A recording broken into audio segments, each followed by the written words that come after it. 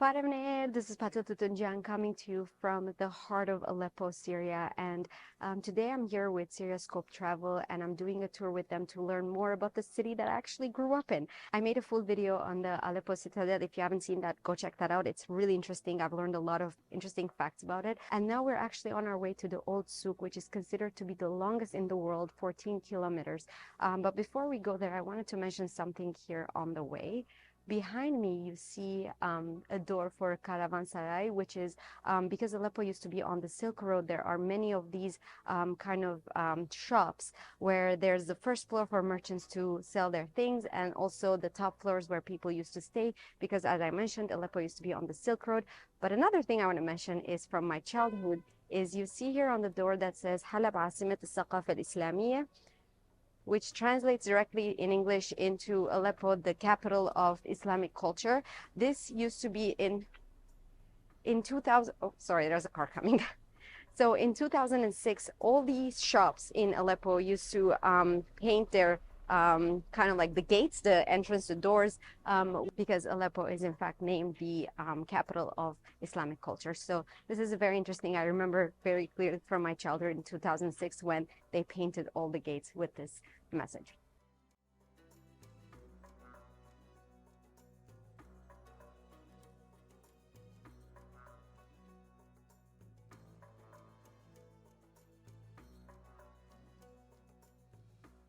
So here we have a message regarding the restoration project taking place in cooperation with GTZ, German Agency for Technical Cooperation.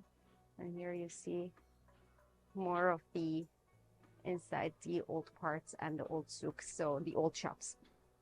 As we're approaching the soap factory, I can already smell the Aleppo soap smells. But before we go in there and show you more about that, there's a very interesting fact here, which is this building that you see right behind me, from the black and white stones, we know that it is from the time of the Mamluk, which is around the 14th century. And this is called Bimaristan, which means in Persian a hospital. And the reason why this building is very special is because it's a hospital for the mentally ill, where people used to get treated with the sound of the water. So I wish I knew what it kind of entails, the entire process, but it's a very interesting thing to know, and I didn't know that this was here.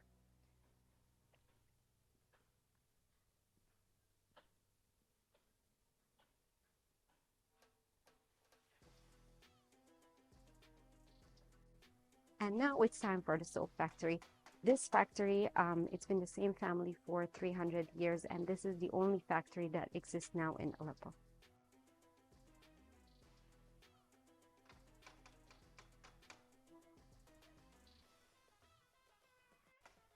If you guys are not familiar with the Aleppo soap, it's very, very famous across the world. It's the Sabun Ghar, which is the laurel soap, which we'll learn more about right now. مرحبا. معي سوريين ولا؟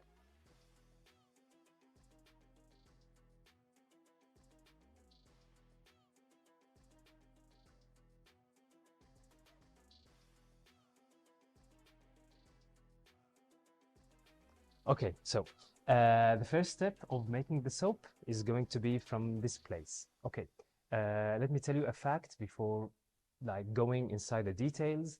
They don't make soap just in 2 months in a year. So they need a very cold weather so they can make the soap. So it will be in January, February, most of the time.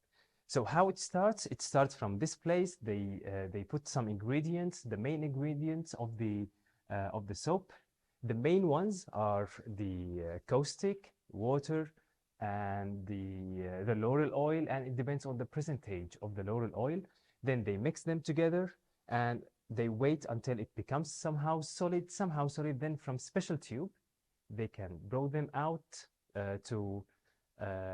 up in a place on the floor. And of course, they will wait for a couple of days, then they will start to cut. So let's go up and see how they cut.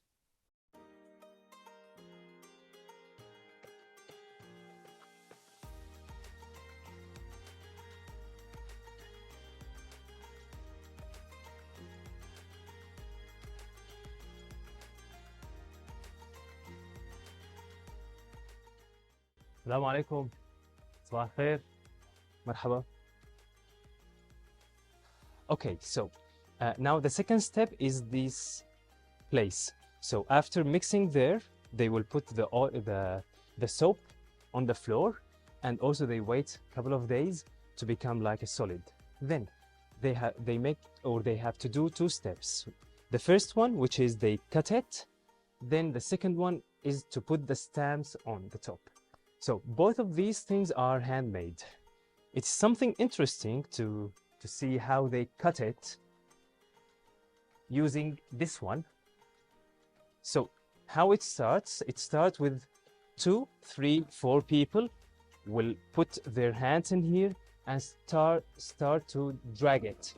But they need weight in this place, so they will let child to stand on the top in here, and they drag it. So they cut it. So imagine all of this place handmade. So they spent like days cutting the soap. Then after that, one person with a stamp that goes, he will go to all around all the soap using his right hand to put the stamp on the top.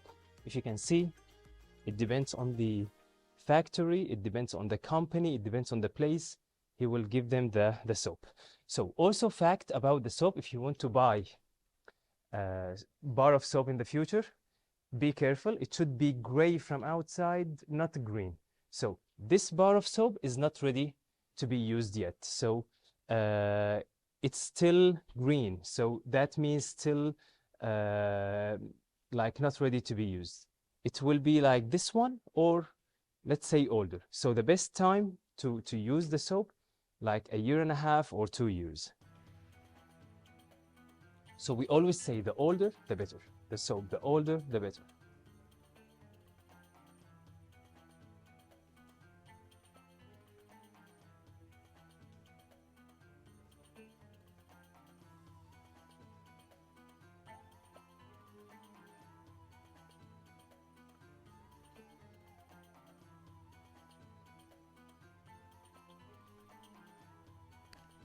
Most of the things.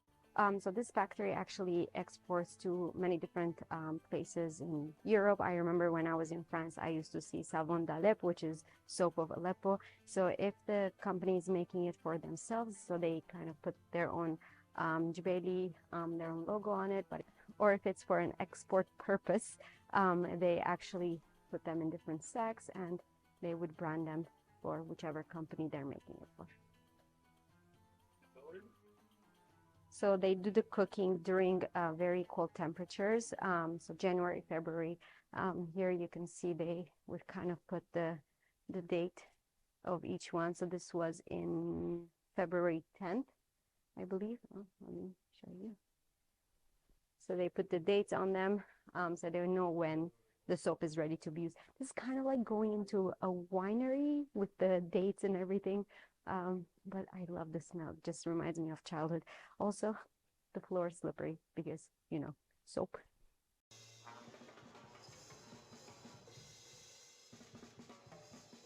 So here you see the percentage of the oil in the soap. So this is 5%. It's a very meticulous and specific process that they go through. And these are the tubes that they use to transport the soap and collect them in these places.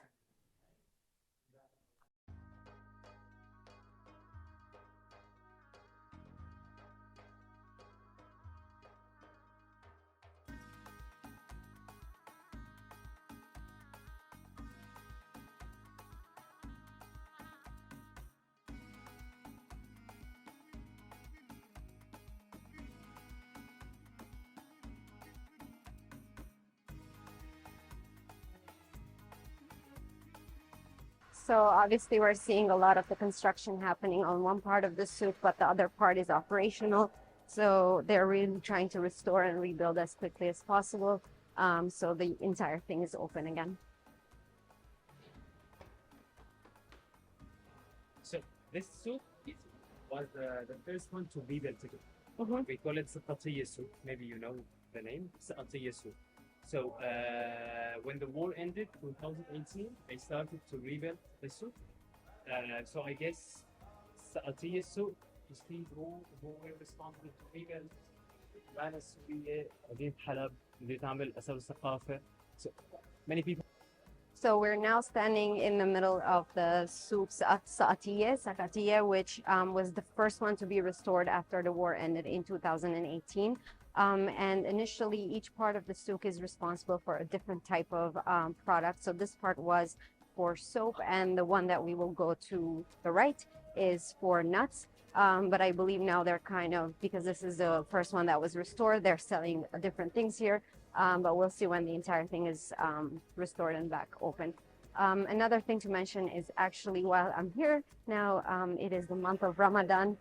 So people are shopping in preparation for Eid. So it's very interesting to be here during this time.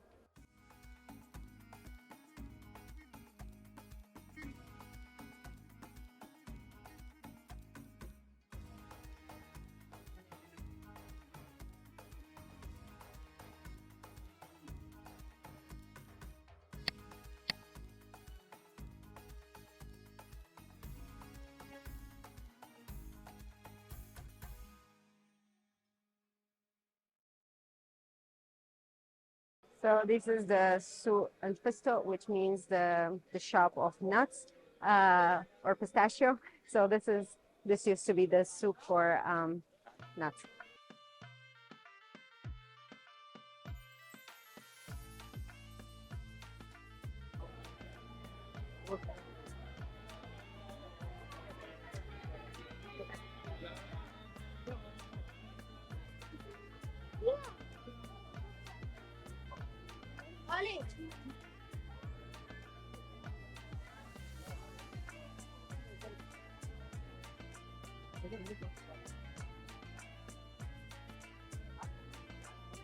يا جبار يا جبار يا جبار.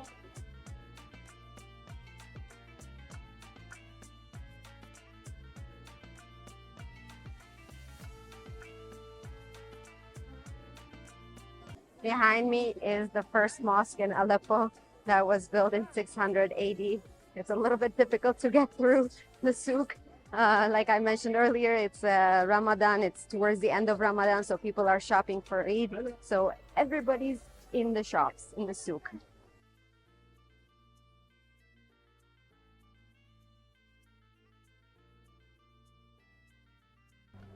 This is Maruk.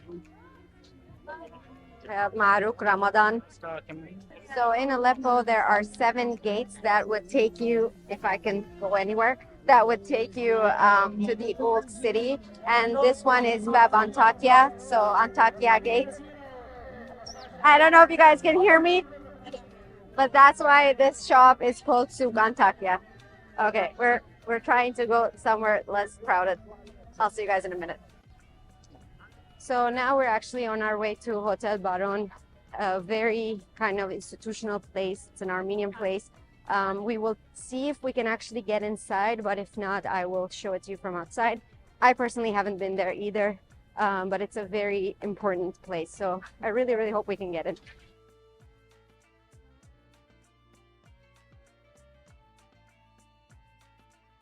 This is the bar. This used to be the bar.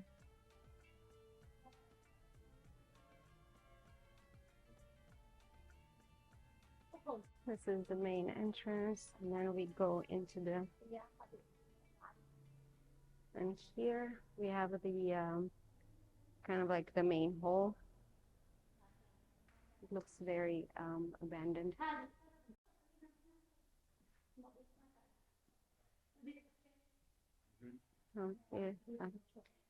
Here we have the reception, it says concierge.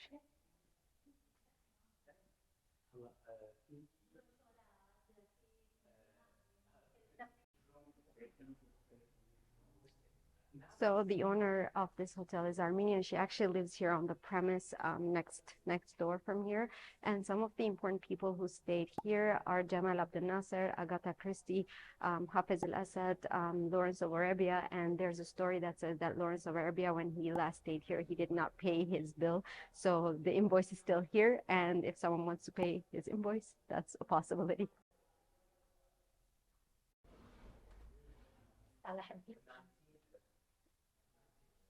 Here we have a phone. I don't know how much you can see it.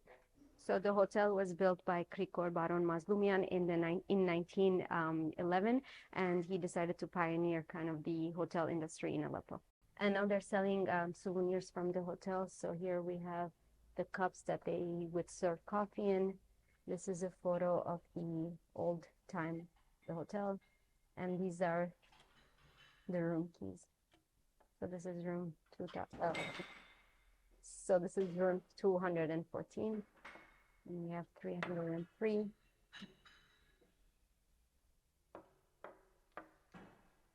I'm not going to be able to make a lot of noise, but I want to show you some of the rooms upstairs.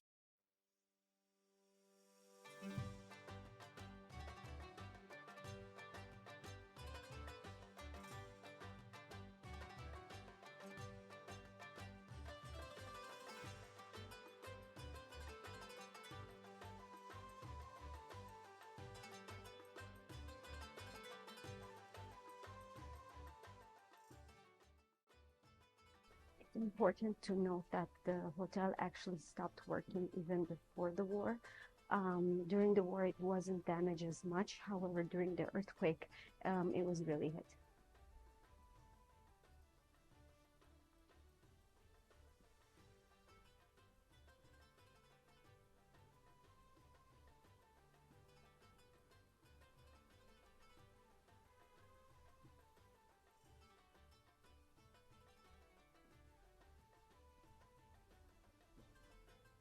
I think if they make a haunted movie, this place would be an amazing place to film that. I hear water over here somewhere.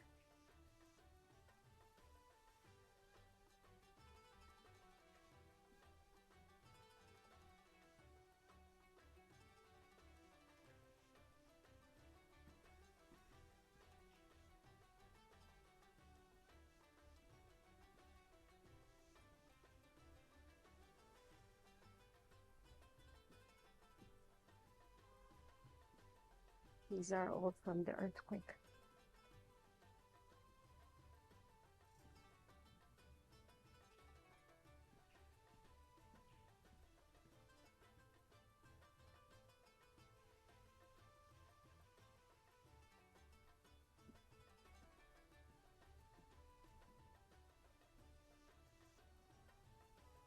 This looks like a suite.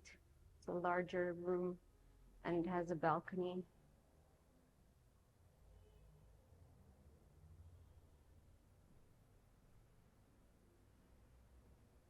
It feels very surreal being here.